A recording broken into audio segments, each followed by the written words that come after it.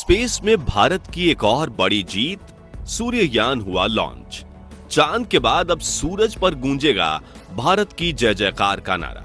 सिर्फ 10 दिन के अंदर इसरो ने रच दिया एक और नया इतिहास।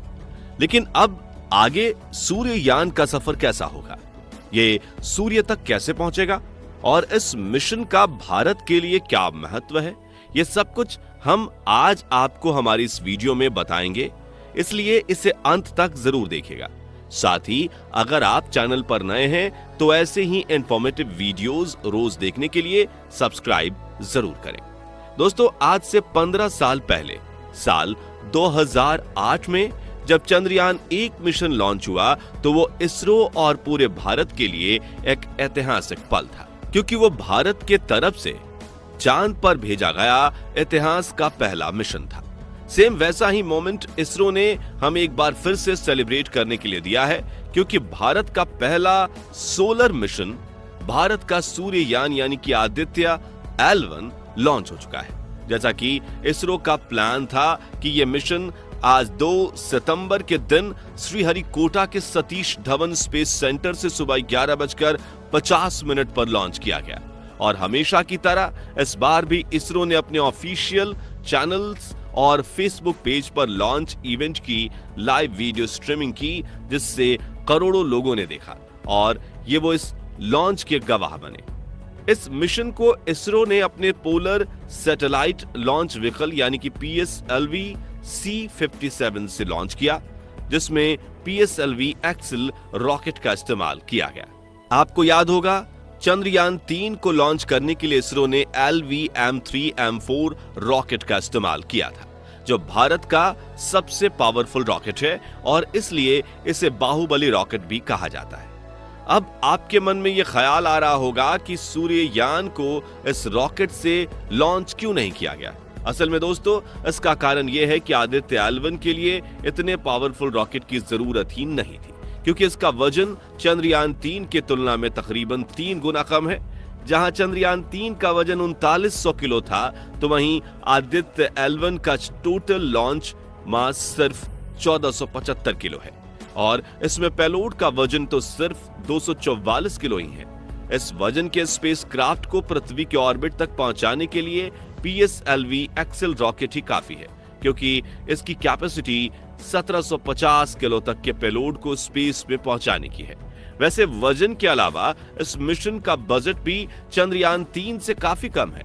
दरअसल चंद्रयान 3 का बजट 650 करोड़ रुपए था, जबकि सूर्ययान में इसरो ने सिर्फ 400 करोड़ रुपए ही खर्च किए हैं। अब ऐसा क्यों और इस मिशन को लॉन्च करने का उद्देश्य क्या है, ये हम आपको आगे बताएंगे। लेकिन चलिए उससे पहले ये जान लेते हैं कि हमारे सूर्ययान के लिए आगे का सफर अब कैसा होने वाला है और ये अपनी मंजिल यानी कि लैंग्रेज पॉइंट 1 तक कैसे पहुंचेगा।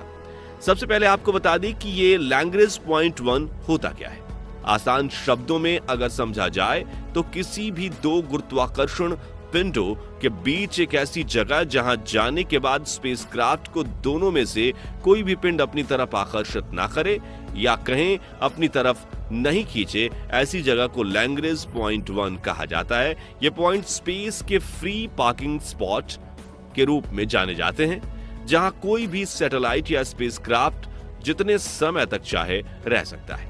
जिसके अलावा इस पॉइंट पर पहुंचने का एक और फायदा यह भी है कि यहां स्पेसक्राफ्ट और सूर्य के बीच कोई बाधा, जैसे कि सौरमंडल का कोई दूसरा ग्रह या फिर ग्रह की परछाई नहीं आएगी और वैज्ञानिक जितना समय तक चाहें बिना किसी रुकावट के सूर्य का अध्ययन कर पाएंगे।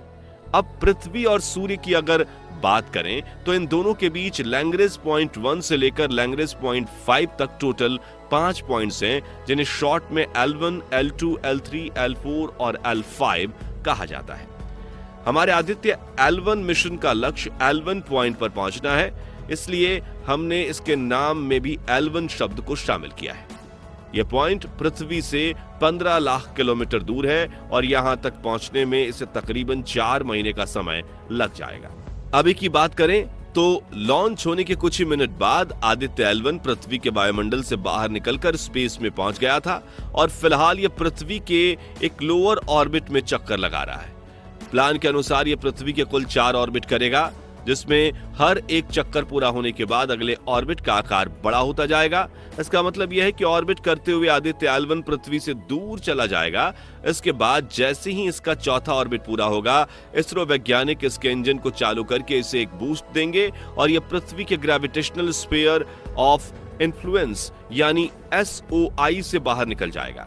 आपको बता दें कि पृथ्वी का ग्रेविटेशनल स्फीयर ऑफ इन्फ्लुएंस वो क्षेत्र है जहां पृथ्वी का गुरुत्वाकर्षण बल दूसरी किसी सेलेस्टियल बॉडी से ज्यादा स्ट्रांग रहता है और L1 पॉइंट पर पहुंचने के लिए इससे निकलना बहुत जरूरी है। तो इस तरह SOI से निकलने के बाद हमारा आदित्य L1 अपने लक्ष्य L1 पॉइंट की तरफ एक सीधे रास्ते पर बढ़ जाएगा। इस रास्ते को क्रूज फेज नाम दिया गया है और यही इस मिशन का सबसे लंबा रास्ता होने वाला है।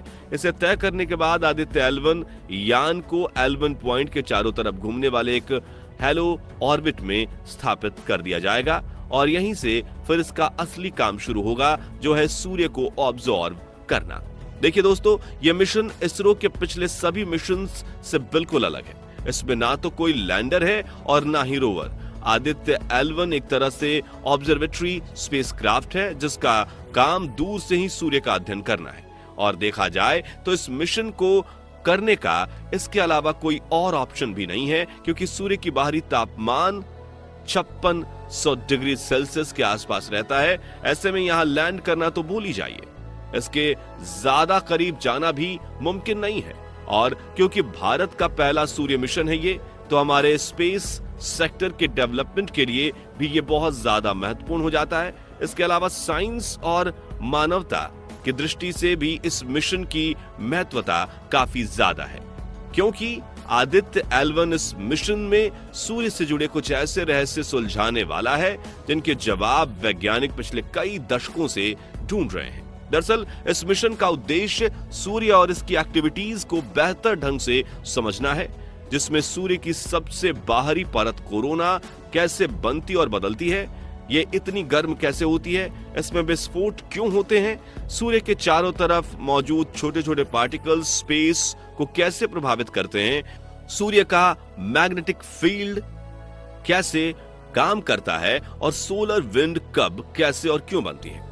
इन सब सवालों के जवाब खोजना शामिल है ताकि हम सूर्य की वजह से स्पेस वेदर में होने वाले प्रभावों को समझकर उससे होने वाले नुकसान से खुद को बचा सके। आप में से काफी सारे लोग ये बात नहीं जानते होंगे कि जिस तरह हमारे वायुमंडल के अंदर पृथ्वी का अपना एक वेदर सिस्टम चलता है, ठीक वैसे ही वायुमंडल के बाहर स्पेस का भी अपना एक वेदर सिस्टम है। बस फर्क सिर्फ इतना है कि पृथ्वी का वेदर सिस्टम हमारी निजी जिंदगी, जैसे हमारे कहीं आने जाने, फसल उगाने और हमारी हेल्थ वगैरह को प्रभावित करता है, वहीं स्पेस वेदर का प्रभाव अंतरिक्ष यान, संचार प्रणाली, सैटेलाइट, रेडियो सिग्नल्स और पावर ग्रिड जैसी चीजों पर पड़ता है, जिससे हमारा काफी नुकसान होता है। आदित्य L1 मिशन का लक्ष्य यही है कि सूर्य के बारे में जितना हो सके जानकारी इकट्ठा करके स्पेस वेदर में होने वाले नुकसान से खुद को बचाया जा सके। इस काम को करने के लिए आदित्य L1 अपने साथ कुल 7 पेलोड्स यानी 7 साइंटिफिक इंस्ट्रूमेंट्स लेकर गया है, जिनके नाम visible emission line coronagraph, solar ultraviolet imaging telescope, solar lower energy x-ray spectrometer, high energy L1 orbiting x-ray spectrometer, Aditya solar wind particle experiment, plasma analyser package for Aditya और advance triaxial high resolution digital magnetometer है। इसरो के अनुसार इसमें शुरुआत के 4 VLC, suite, Solex और हेलोएस remote sensing payloads हैं, जिसका मतलब है कि ये दूर से ही सूर्य का अध्ययन करेंगे, जबकि लास्ट के 3 एपेक्सिस, पेपा और एथ्रोडिम इन सीटू पेलोड्स हैं, जो सूर्य या कहें सूर्य से निकलने वाले फ्लेयर्स और पार्टिकल से सीधा संपर्क में आकर उनकी स्टडी करेंगे। इस मिशन की अवधि 5 साल 3 महीने रखी गई है, यानी आने वाले 5 सालों तक हमारा आदित्य L1 सूर्य को स्टडी करेगा। दोस्तों, भारत का ये सूर्ययान अपने लक्ष्य की तरफ बढ़ चला है। हमें पूरी उम्मीद है कि चंद्रयान की तरह ही ये सफल मिशन रहेगा और स्पेस सेक्टर में भारत को और भी ऊंचा मुकाम दिलाएगा।